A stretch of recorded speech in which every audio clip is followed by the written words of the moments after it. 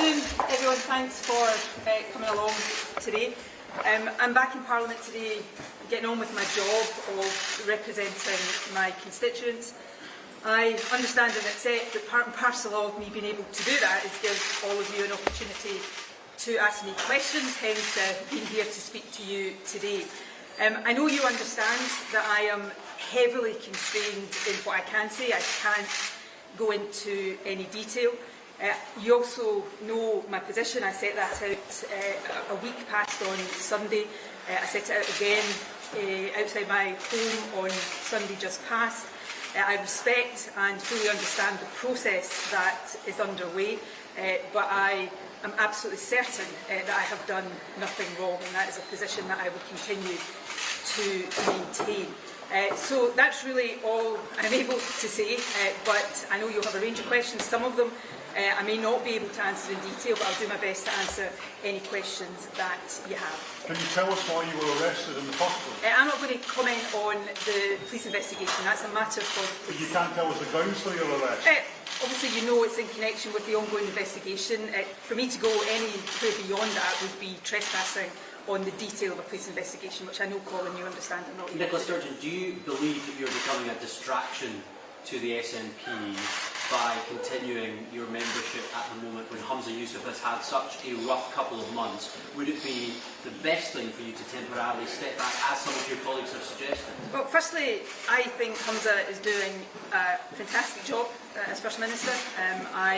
When he was elected as First Minister, I expected him to do a good job. I wish he hadn't faced some of the circumstances he has, but I'm incredibly proud of the job he is doing, and I think he's getting on with that on behalf of the people of Scotland. On the wider question, you know, what surprised anybody to hear that, you know, I search my soul on these questions on an ongoing basis. I have dedicated most of my life to the SNP, and I don't say that to make it sound like a sacrifice. It's not been a sacrifice. The opportunities and experiences I've had in return have been immense. But the interests of the SNP are as close to my heart as it's possible for anything to be.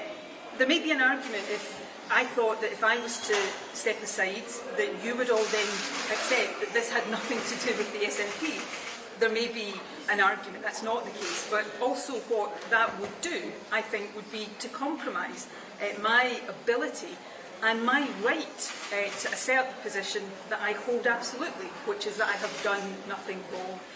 But I will always consider, and I'll consider on an ongoing basis at all times, what's in the best interest of the SNP, a party that I have given my all to over almost my entire life.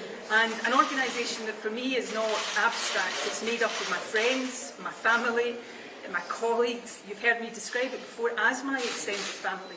That's the depth of love, affection and concern I have for the Haven't you in the past asked others to step back from the party when they've said they've done nothing wrong? Well, you know, that assertion has been made, and you know, there have been some over the past few days that have made their position clear, and I respect their position. In one case in particular, I absolutely understand the feelings that drive that position. But you're not actually correct to assert that that was some iron precedent. I can think of one case in particular, probably the most analogous case to the one that I am in right now, where there wasn't any demand or expectation for that individual to step aside. So I will always consider what is in the best interests of the SNP. As I've said before, and I repeat, I don't see it as any kind of suggestion it's been a sacrifice. The SNP has been my life, and that's been voluntary and something that I cherish and continue to cherish. But I'm also an individual that is entitled to assert what I believe to my very, very core, that I have done nothing wrong. I respect the process that is underway, but I will continue to maintain that very clear position. You must have thought about quitting. You've had it. You must have I'm going to take this thought question about and I'll come back. quitting. You must have thought about quitting.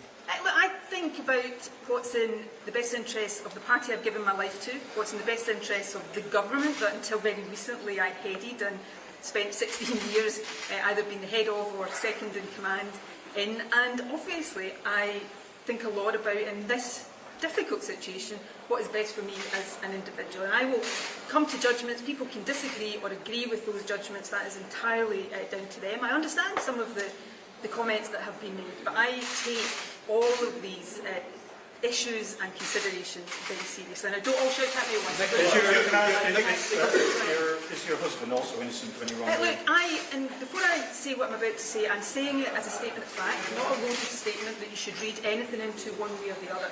But in a situation like this, I can only speak for myself, and I am only speaking for myself.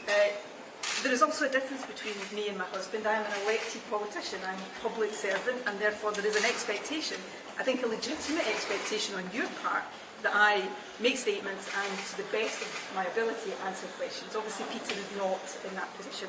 Right? Nicola, your approval ratings are going through the floor. Your party numbers are going backwards, and some of your colleagues frankly think it's your fault and it'd be better if you stepped aside. I've covered that and I'm not going to say any more. People are entitled to that opinion. I've set out as clearly as I can my position.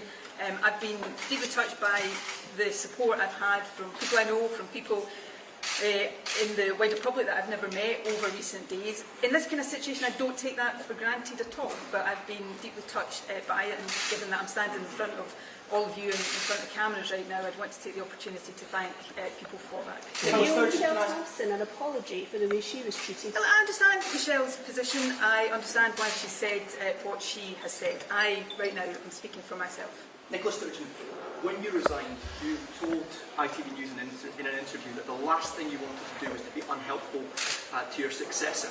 The day before his first big speech on independence is when you decided to give an impromptu press conference on your driveway, coming out speaking to the media to go back home. Timing is really crucial in politics, which you know well.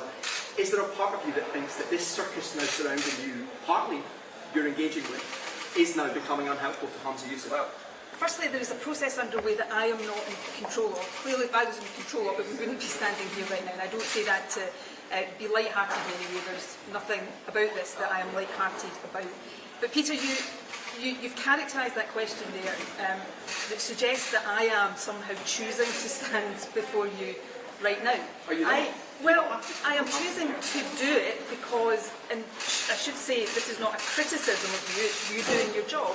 If I hadn't done this today, then I couldn't have come here to Parliament and gone about my job, because I wouldn't have been able to walk through this lobby without all of you trying to, in an impromptu way, do what is done. I couldn't have gone back inside my own house on Sunday because there were members of the media outside without stopping to speak, or you would all have understandably stayed out of there.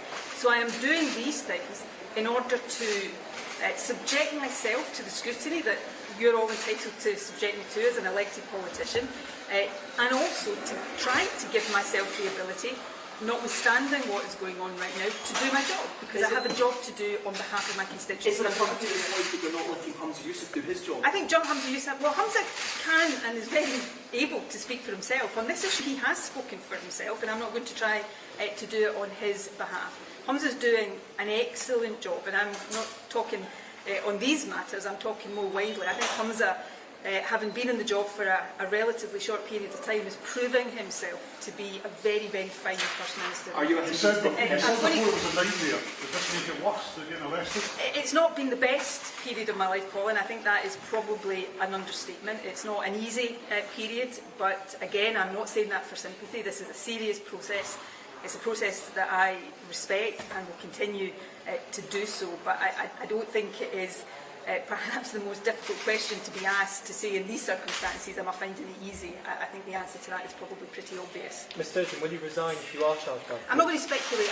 The thing that sustains me right now is the certainty that I have done nothing wrong, and I'm entitled to that presumption in law, but actually more than that, that is a view that I know, it's not a view, it is a belief and a certainty that I have. Right, I'm going to take a couple more questions before Nicola, are you confident that everyone else in the SNP has done nothing wrong with regards to the answered that question to Simon, I don't know if you heard it. This is a statement of fact, so don't read anything one way or the other into this. I can only speak for myself in these matters. I'm here speaking for myself, and as I have done previously, expressing again my certainty that I have done nothing wrong. So we heard that the SNP is sliding in the polls, your satisfaction ratings are plummeting.